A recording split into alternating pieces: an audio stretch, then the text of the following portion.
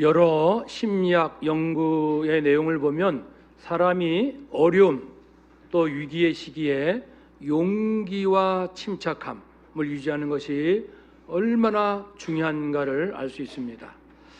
우리는 얼마나 용기 있는 사람일까요? 또는 어려운 가운데서도 침착할 수 있는 사람일까요?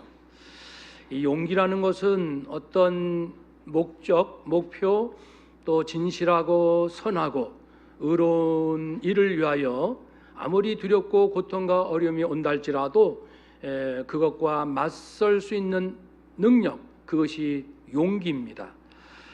위기 상황에서 용기 있는 사람들은 종종 회복력이 뛰어납니다.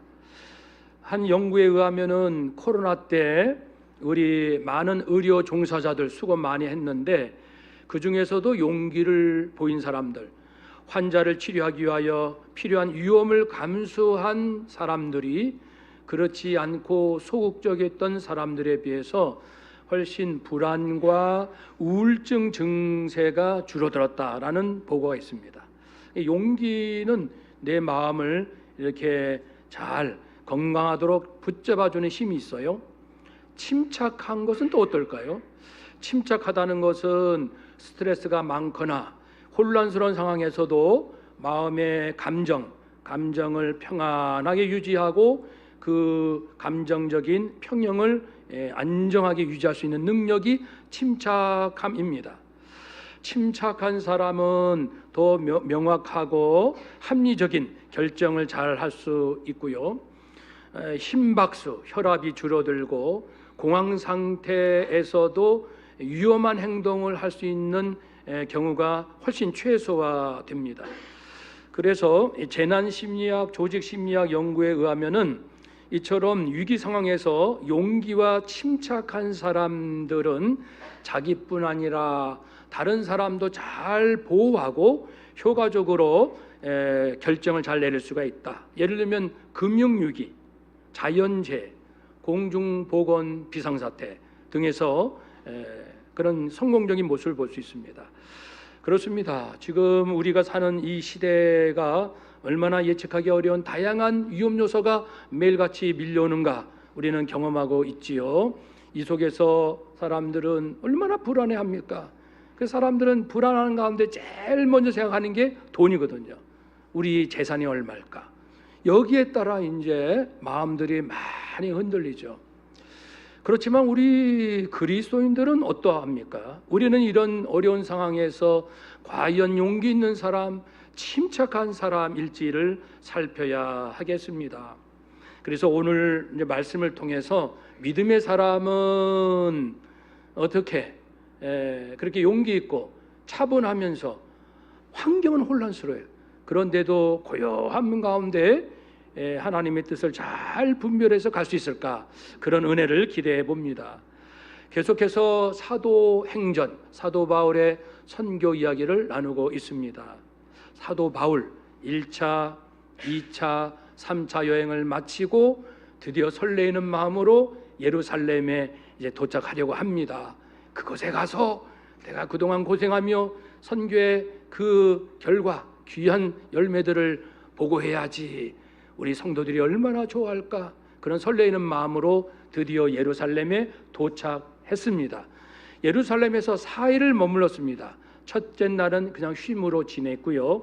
둘째 날 2일차에 뜻밖의 4가지 어려움을 겪습니다.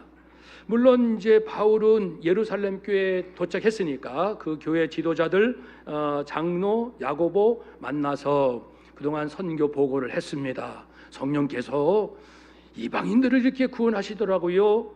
또 한 가지는 그 그리스 지역, 북마게도냐, 남아가야 지역에 있는 교회들이 모교회, 예루살렘 교회 그 가난과 기근으로 인한 어려움을 도와주려고 구제 헌금을 했거든요.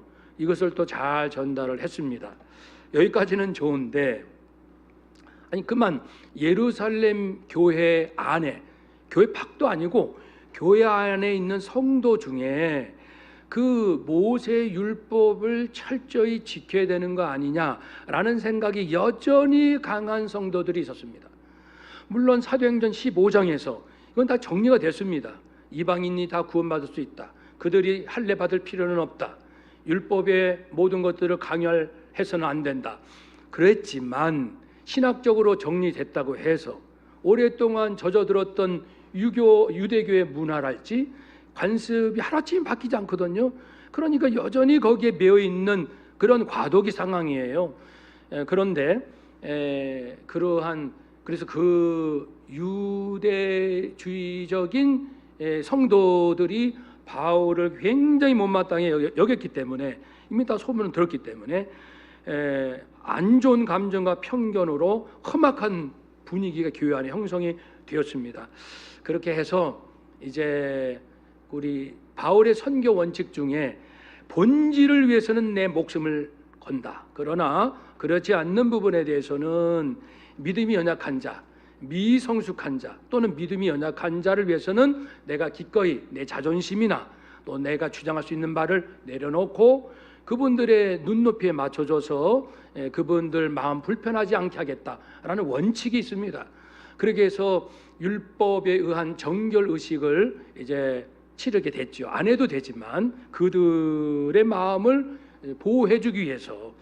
교회가 하루아침에 달라지나요? 우리의 모든 것이 답이 있고 성숙함이 이겁니다 해도 개인도 그렇고 교회도 그렇고 한국교회, 세계교회도 그렇고 역사를 보면 점진적으로 성장하는 모습들을 볼 수 있지 않습니까?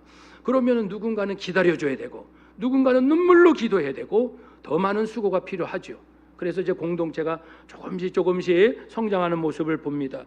바울은 전체 큰 그림, 왜냐하면 천국에 예수 그리스도께서 계시고 장차 오실 것이며 그리고 자기를 어떻게 또 이 교회 예루살렘 교회 이방 교회를 어떻게 쓰시는지 성령의 역사를 쭉 경험해 왔고 모든 것을 볼 수 있는, 요즘으로 말하면은 시스템 사고 전체를 볼 수 있는 하나님, 예수님, 성령님 그분들이 하시는 전체를 보는 시스템 사고, 또 요즘으로 하면 전략적 사고, 지금뿐 아니라 10년 후, 50년 후 어떻게 역사가 이루어질 것인가를 멀리 내다보는 그런 사고가 있는 거죠.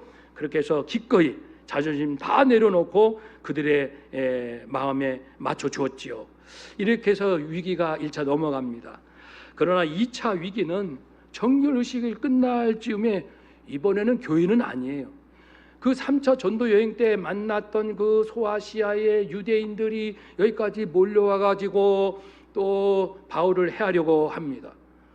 그런데 웬일입니까? 바울이 그 이방인 드로비모와 함께 예루살렘 시내를 이렇게 걸어 다닌 적이 있는데 거기서 온 유대인들이 보게 된 거예요.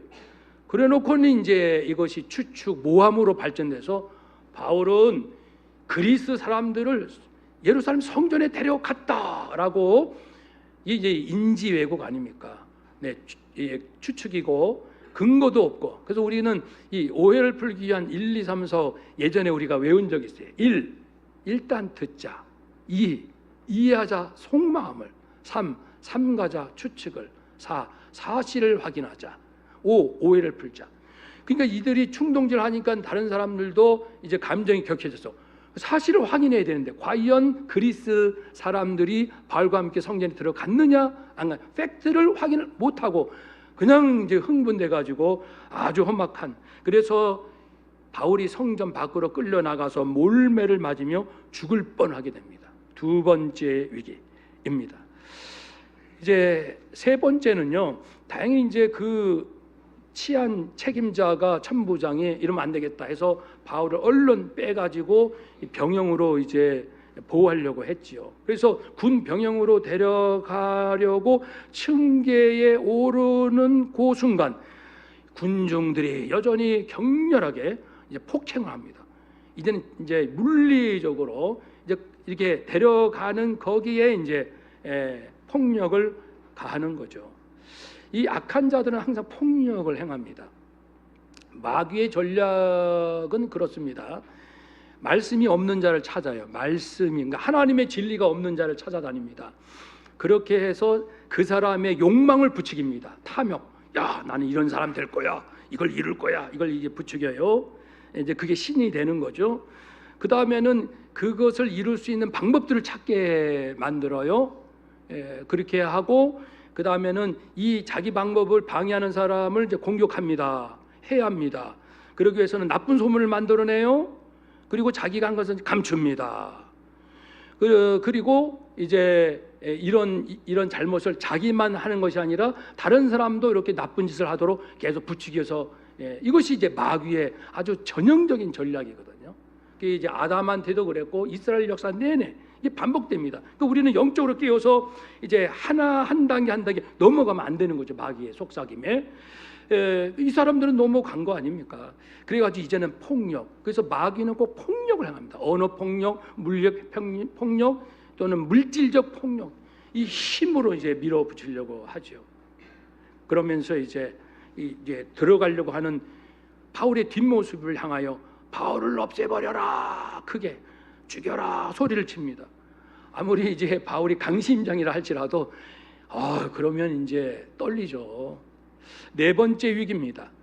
근데 그 와중에도 바울은 어떤 생각을 그렇게 했는지 침착하게 전부장 왜 그러시오?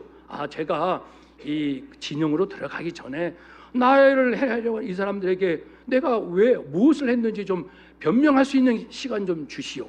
그러니까 허락했습니다. 그래서 층교에 올라서서 말씀을 전하죠. 여러분, 나는 유대인입니다.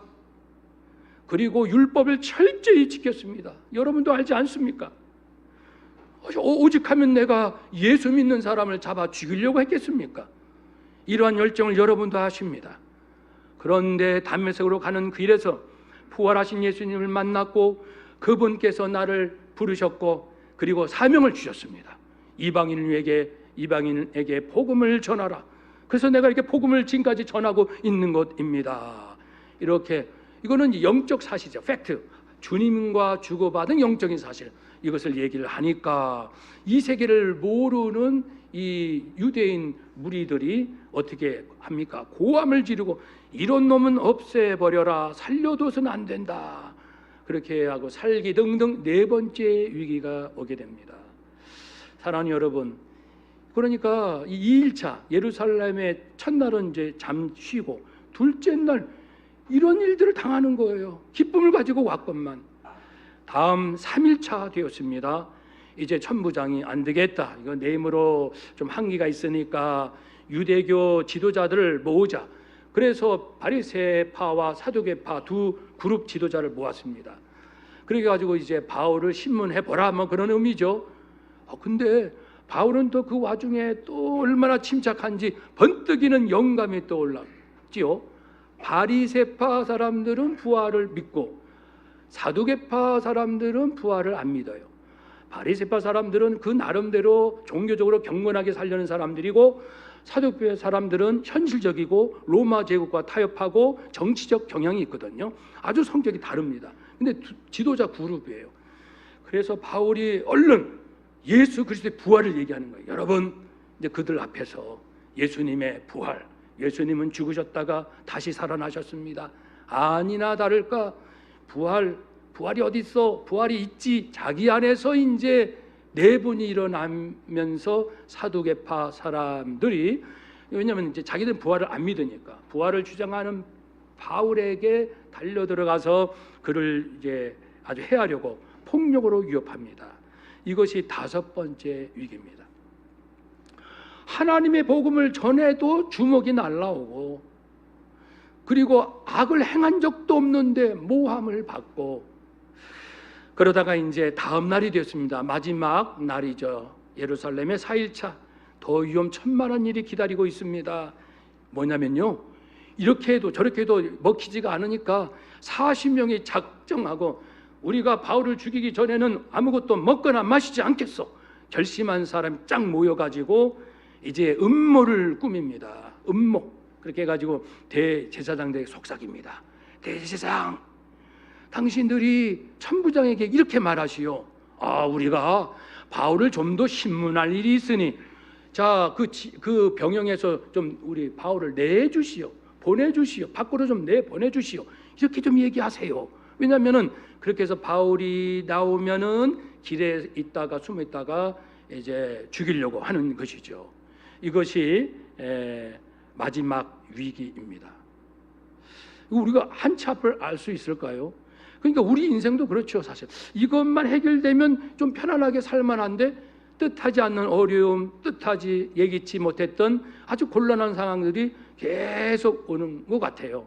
사람마다 전체에 보면은 좀 그래도 평안하게 산 삶이 있고, 또 어떤 분의 인생은 정말로 어려움이 많은 인생도 있고요. 그것도 비교할 수는 없어요. 각자 하나님 앞에 선 단독자로서의 인생 아닙니까?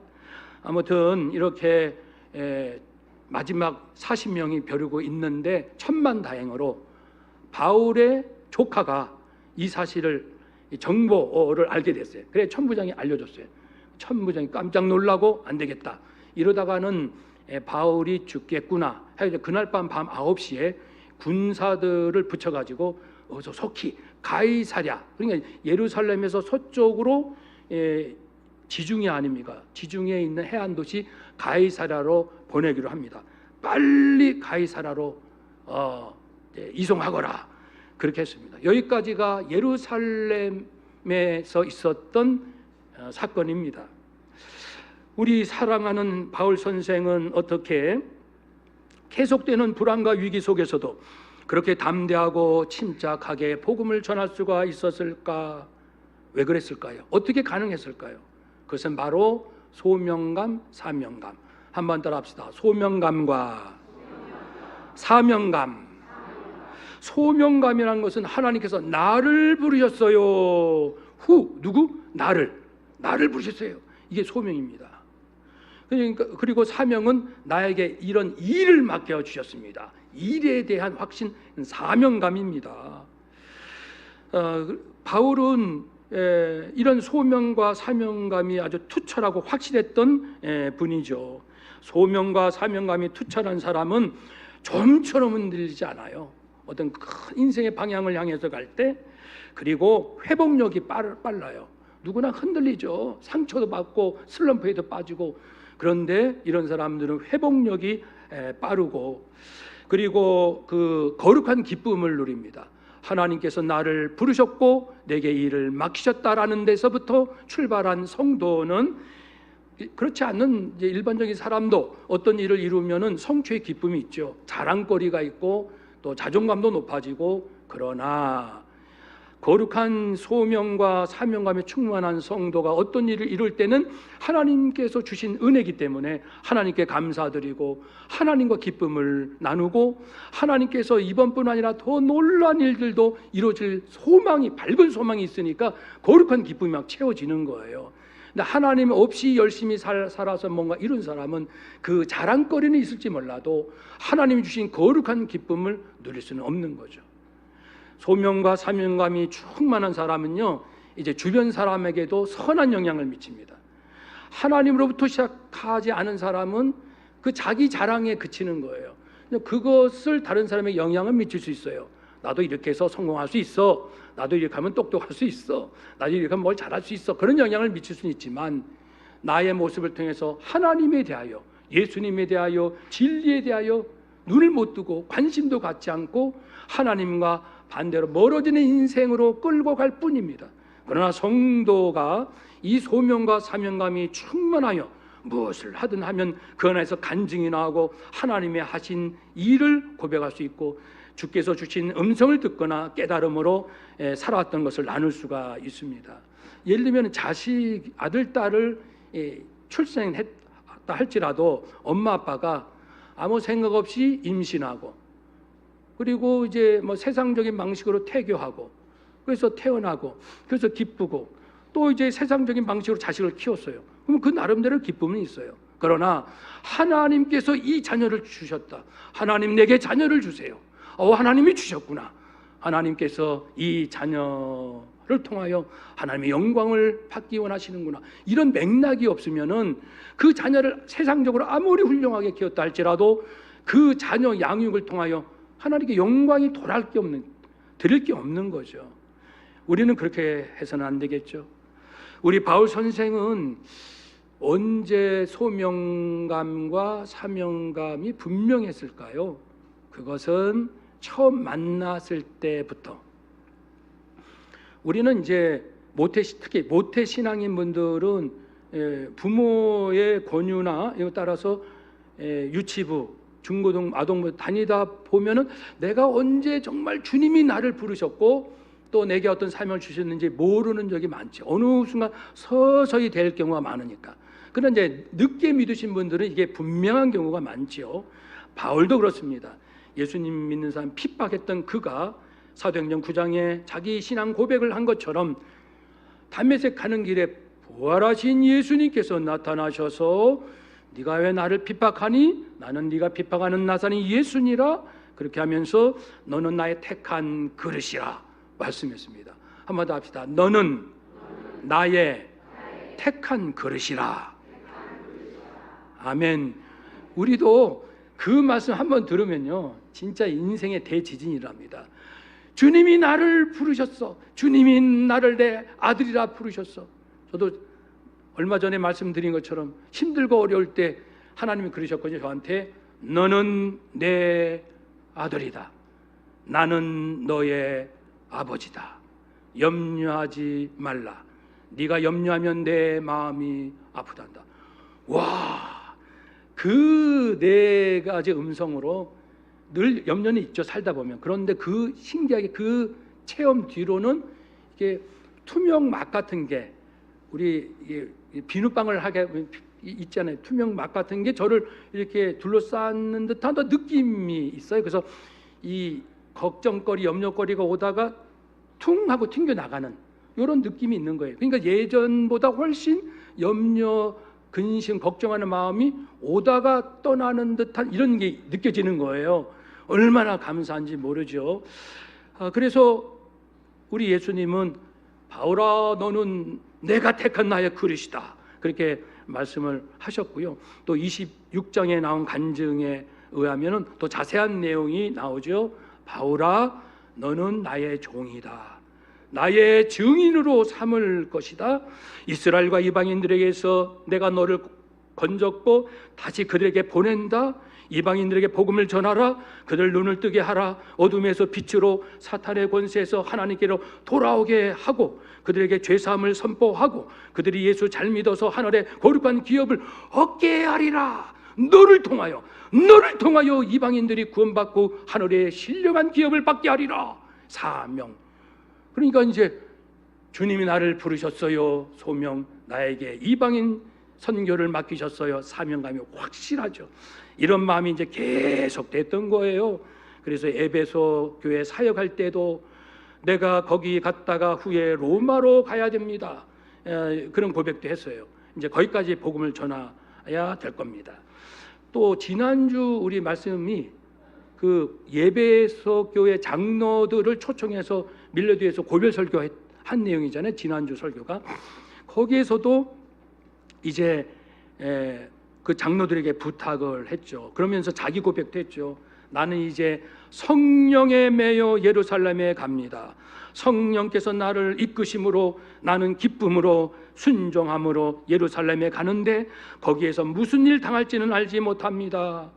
그래서 그러나 성령께서 나에게 깨우쳐 주셨지요. 뭐를? 결박과 환난이 나를 기다린다고요. 나는 이미 알고는 있습니다. 그러나 내가 달려갈 길, 주 예수께 받은 사명, 하나님의 은혜 복음을 증언하는 일을 마치려 하면은 나의 생명을 조금도 귀한 것으로 여기지 않습니다. 죽으면 죽지요. 한번 더 합시다. 주를 위하여 죽으면 죽겠습니다. 그것이 영광입니다. 아멘. 이게 준비가 된 거예요, 바울이요. 그리고 오늘 본문에도 또 확인이 되는 거예요. 본문은 좀 거슬러 가는 내용이죠. 3차 여행 마치고 예루살렘 가는 그 길목에서 두 사건이 나오죠. 하나는 두로를 거쳐가는데 두로에 있는 성도들이 성령 충만해서 그걸 안 거예요. 아, 우리 바울 선생이 예루살렘 가면 큰 어려움을 당할 것 같다는 걸 알게 된 거예요. 그러니까 선생님 가지 마세요. 가지 마세요. 그렇게 말렸고 또 가이사라에 갔더니 빌립 집사가 거기 살고 복음 전하고 있는데 그 집에 머물렀는데 마침 아가보라는 그 선지자가 와서 바울의 허리띠를 쭉 빼더니 자기 손과 발을 스스로 묶고 그러면서 이제 예언을 하는 거죠. 성령이 말씀하십니다.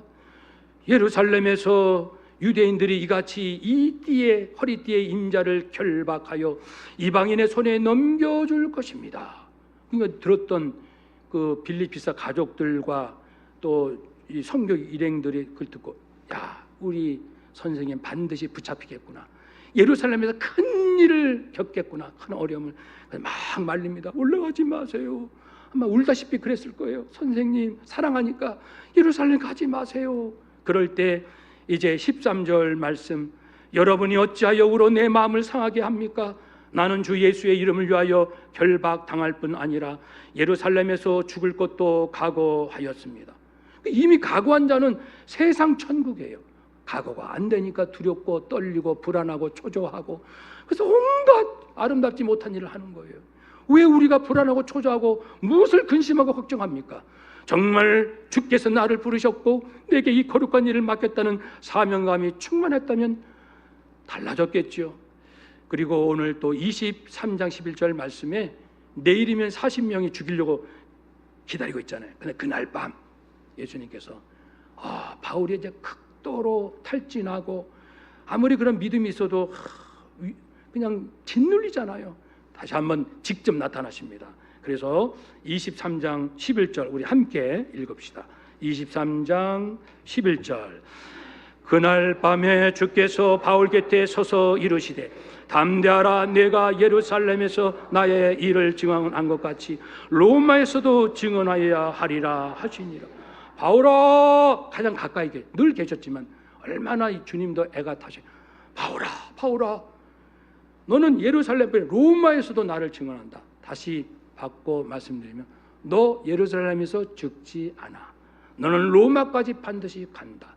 주님의 뜻이 세워지면 인간이 막을 길이 없지요. 그러니 염려할 필요 없는 이 담대함으로 바울은 자기 사명을 끝까지 감당합니다. 어차피 단 한 번 사는 인생인데 우리는 무엇이 그렇게 두렵고 무엇을 그렇게 탐하고 내 뜻대로 뭘 그렇게 하고 싶어서, 하나님께서 그렇게 원하시고 천국에서 예수님께서 눈물로 기도하시는 그 주님의 마음을 헤아리기보다는 내 욕망이 앞서서 어떻게든지 뜻을 관철하려고 하는 이런 것들이 오늘 수많은 목회자, 선교사, 성도들에게 있지 않습니까? 솔직히 우리가 함께 고백하는 거죠. 이제라도 우리 당산동교회가 새로워지기를 원하는 이 교체기에 우리의 마음을 진실로 깨끗이 하고 주님이 죽으라면 죽지요 라고 할 수 있는 그런 진실된 믿음 우리 모두가 간직하시기를 축복합니다. 아멘. 기도하겠습니다.